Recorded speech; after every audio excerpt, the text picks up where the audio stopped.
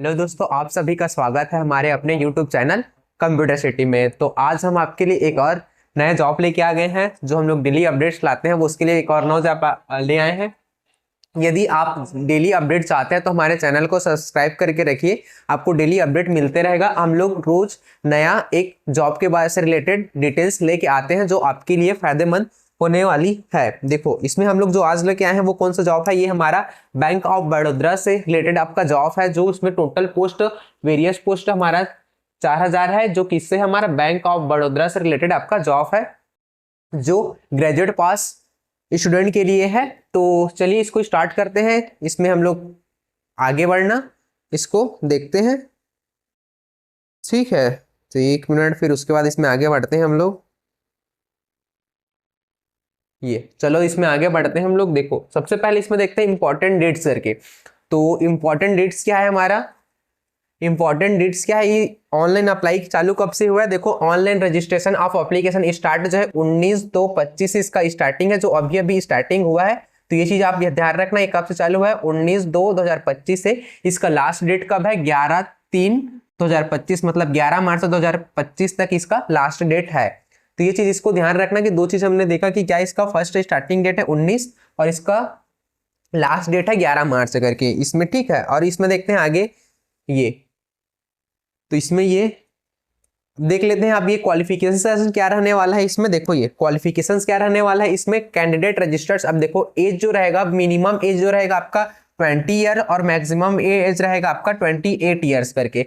और जो आपका एज कैलकुलेट कैसे किया जाता है वो हमने हमेशा डिस्कस करते हैं कि एज इसका कैलकुलेट कब किया जाता है। जैसे कि हमारा आया 19/2/2025 को ये हमारा जॉब आया, तो ये क्या कैलकुलेट करेगा, आपको जनवरी से कैलकुलेट करेगा। 1 जनवरी 2025 तक आपको जो है 20 ईयर्स हो जाना चाहिए। 20 प्लस है, मतलब 20 ईयर्स 1 डेज भी रहेगा तो आपका एप्लीकेशन भरा जाएगा। और ये देखो, और 1 जनवरी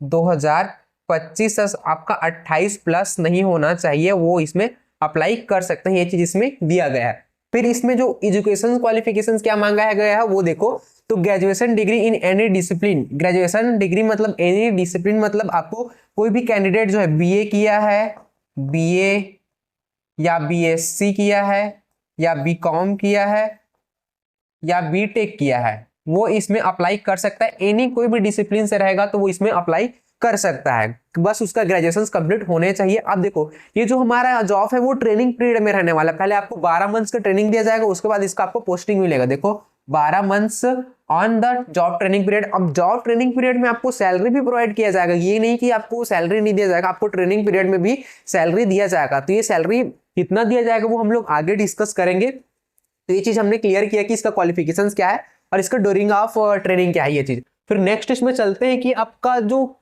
स्टेट वाइज जो है पोस्ट डिटेल्स वो क्या है। हर स्टेट में हमारा पोस्ट निकला हुआ है, तो बारी बारी से इसको डिस्कस करते हैं। तो देखो, सबसे पहले दिया गया हमारा आंध्र प्रदेश।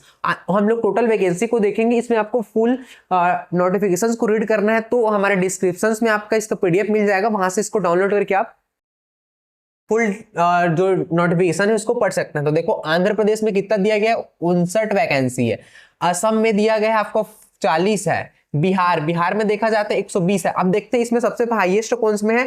देखिए, यहाँ पे दिया गया 558 कहाँ, आपका उत्तर प्रदेश में सबसे हाईएस्ट है। तो आप अगर अप्लाई करें तो आप देख कर एक बार हर स्टेट में अप्लाई कर सकते हैं। तो आपको अगर चाहिए तो आप उत्तर प्रदेश में अप्लाई कीजिएगा, लेकिन यहाँ कंपटीशन भी हाई रहेगा, क्योंकि यहाँ आपको पता रहेगा कि वैकेंसी ज्यादा है तो यहाँ अप्लाई भी ज्यादा होगा। तो आप सर्कल अपने हिसाब से जो आपको जो स्टेट है उससे पास पड़े वहां पर अप्लाई कर सकते हैं। तो देखो, इसमें सबसे पहले और हम करते हैं, जैसे कि चंडीगढ़ देखें तो चंडीगढ़ में आपका 40 है, मतलब 40 है। छत्तीसगढ़ में देखा जाए तो छत्तीसगढ़ के लिए यहाँ पे देखो दिया गया 76 वैकेंसी है। दादर नागर हवेली में देखा जाए तो 7 है। दिल्ली में देखा जाए तो 172 है। यदि आप कैपिटल सिटी में रहना चाहते हैं तो आप दिल्ली में अप्लाई कर सकते हैं, जहां आपको 172 वैकेंसी मिल जाएगा। आपको यहाँ पे गोवा पे दिया गया है आपका 10 वैकेंसी है, ठीक है। गुजरात में देखे तो 573 वैकेंसी है। हरियाणा में देखे तो 71 वैकेंसी है। जम्मू कश्मीर में देखे तो आपका 11 वैकेंसी है। झारखंड में देखे तो 30 है। कर्नाटक में देखे तो कर्नाटक में भी देख सकते हैं हम लोग 537, यहाँ भी हाईएस्ट देखा जाए तो हाईएस्ट वैकेंसी है। फिर केरल में देखें तो आपका 89 है, 89। आपका मध्य प्रदेश में आपका 94 है। फिर उसके बाद महाराष्ट्र में देखें तो 388 है आपका। फिर मणिपुर में आपका 8, मिजोरम में देखें तो 6 है, ओडिशा में आपका 50 है, और आपका पांडिचेरी में देखें तो 10 है, पंजाब में देखें तो 132 है, राजस्थान में देखें तो 320 है। तो इस प्रकार से टोटल हमारा 4000 वैकेंसी निकला हुआ है। तो इस प्रकार से आप डिटेल से देख सकते हैं, आपको जो बेटर लगता है, जो आपको स्टेट बेटर लगता है वहां आप अप्लाई कर सकते हैं। ठीक है, अब इसमें नेक्स्ट देखते हैं और क्या दिया गया है इसमें, ये चीज है। फिर नेक्स्ट इसमें बढ़ते हैं हम लोग ये। अब देखो, अब जो हमारा स्टेट है, स्टेट में जो डिस्ट्रिक्ट पे निकला हुआ है उसको भी डिफाइंड किया गया है इसमें। देखो ये, तो इसमें देखो हर स्टेट में, जैसे आंध्र प्रदेश में आपका चित्तौड़ दिया गया है, ईस्ट गुंटूर, कृष्ण, विशाखापट्टनम, वेस्ट गोदावरी करके दिया गया है। तो इसमें आपका वैकेंसीज आपका डिफाइन कर दिया गया है, 10-10 वैकेंसी, एक में 9 है। फिर ये, तो ये चीज आपका डिफाइंड किया गया। तो ये चीज आप डिटेल से देख सकते हैं। असम में दिया गया आपका, बिहार में है, चंडीगढ़ में है, छत्तीसगढ़ में देख लेते हैं। तो छत्तीसगढ़ में एक बार डिस्कस कर लेते हैं हम लोग। तो बस्तर में देखा जाए तो इसमें 5 वैकेंसी है, बिलासपुर में देखा जाए तो 10 है आपका, धमतरी में भी 10 है, दुर्ग में भी 10 है आपका, महासमुंद में 5 है, और रायपुर में आपका 30 है, और राजनांदगांव में 6 है। तो इस प्रकार से हर एक डिटेल्स जो है दिया गया है। अब इसमें नेक्स्ट और देखें तो देखो, इसमें दादर नगर हवेली दिल्ली सब में इसमें स्टेट वाइज के साथ साथ आपका डिस्ट्रिक्ट वाइज भी आपका इसमें वैकेंसी को डिटेल्ड कर दिया गया है। तो आपको जिस स्टेट में भरना, वहां से स्टेट के बाद आपको डिस्ट्रिक्ट भी आप सेलेक्ट कर सकते हैं। तो यहाँ पे भी दिया गया है। तो दिल्ली में भी है आपका, गोवा में, गुजरात में, और इसमें देखें तो ये, अब इधर नेक्स्ट आपको मिलेगा ये गुजरात में भी आपका दिया है, गुजरात है आपका, हरियाणा, जम्मू कश्मीर, झारखंड, कर्नाटक। तो ये सब आप डिटेल से नोटिफिकेशन में देख सकते हैं, आपको जो बेटर लगे उसमें आप अप्लाई कर सकते हैं। यदि आप चाहें तो इसका स्क्रीनशॉट भी आप ले सकते हैं। ये चीज मैं एक बार शो अप कर देता हूँ, यहाँ से स्क्रीनशॉट आप ले सकते हैं और इसको डिटेल कर सकते हैं। स्क्रीनशॉट के आप के अलावा हमारे डिस्क्रिप्शन में भी PDF अवेलेबल हो जाएगा, वहां से भी आप डाउनलोड कर सकते हैं। ठीक है, इसमें नेक्स्ट चलते हैं हम लोग। तो देखें तो इसमें देखो सब स्टेट में दिया गया है। देखो इसको भी एक बार मैं जूम आउट कर देता हूं, जिससे आप इसका स्क्रीनशॉट ले सके। स्क्रीनशॉट लेके आप देख सकते हैं, इसमें जिसमें आपको सुटेबल लगे वो उसमें आप अप्लाई कर सकते हैं। तो ये देख लीजिए, आप इसको एक बार स्क्रीनशॉट कर लीजिएगा। ये चीज दिया गया है। इसमें नेक्स्ट देखते हैं, आप एग्जाम पैटर्न वगैरह के बारे में डिस्कस कर लेते हैं इसमें। अब देखो ये सारा दिया गया है आपका, तो ये चीज आप देख सकते हैं ये। ठीक, इसमें और क्या जानने की चीज है वो आगे बढ़ते हैं हम लोग, ये उसमें पता चल जाएगा आपको। देखो अब आपको रिक्वायरमेंट के हिसाब से आपको डॉक्यूमेंट क्या क्या लगेगा। देखो आप इसमें क्या मांगा गया, हम लोग जनरली देखते हैं तो किसी में आपका ब्लैक एंड व्हाइट चल जाता है, लेकिन इसमें स्पष्ट किया गया कि कलरफुल मांगा गया है। तो आप प्रिफर करना कि कलरफुल को ही अपलोड करना। देखो सबसे पहला डॉक्यूमेंट इसमें मांगा गया है, colour scanned copy of Aadhaar card front end back. Front और बैक भी मांगा गया। देखो इसमें फ्रंट भी डिक्लेयर किया गया और बैक, तो आप ध्यान रखें फ्रंट और बैक दोनों को अपलोड कीजिएगा। Colour scan copy of pan card का मांगा गया, पैन कार्ड को, ये सब मैंडेटरी है ना, इसको अपलोड करना आपको जरूरी है। ये सारा जो डॉक्यूमेंट बता रहा हूँ वो चीज इसको आप अप्लाई करते समय इसको डालना बहुत जरूरी है।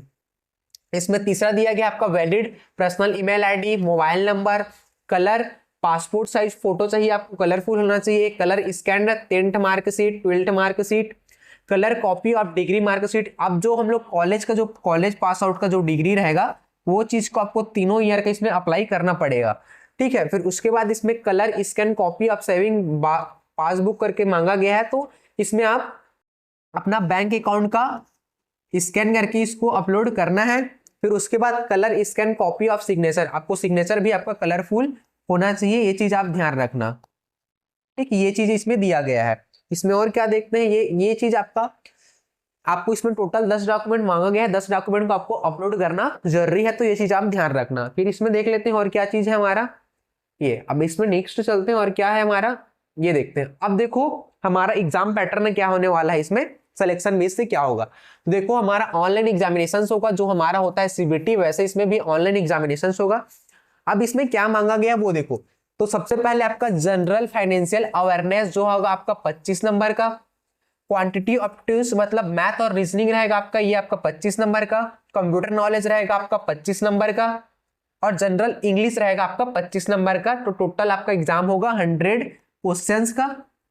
मैक्सिमम मार्क आपका 25 रहेगा प्रत्येक जो क्वेश्चंस रहेगा वो एक एक नंबर का रहेगा, टोटल आपका हो जाएगा 100 और आपका टाइम क्या रहेगा 1 आवर्स रहेगा। 60 मिनट्स मतलब आपका 1 आवर का आपका टाइमिंग रहेगा। ये अब जो होगा, जो मीडियम ऑफ टेस्ट होगा बाइलैंग्वेज होगा, आपका हिंदी एंड इंग्लिश दोनों में रहेगा। अब जो इंग्लिश है वो तो आपका केवल इंग्लिश में रहेगा, इसको तो हिंदी में नहीं दे सकते, तो इसको केवल आपका इंग्लिश में होगा। ये चीज इसमें दिया गया है, ठीक है। अब इसमें नेक्स्ट देखते हैं आप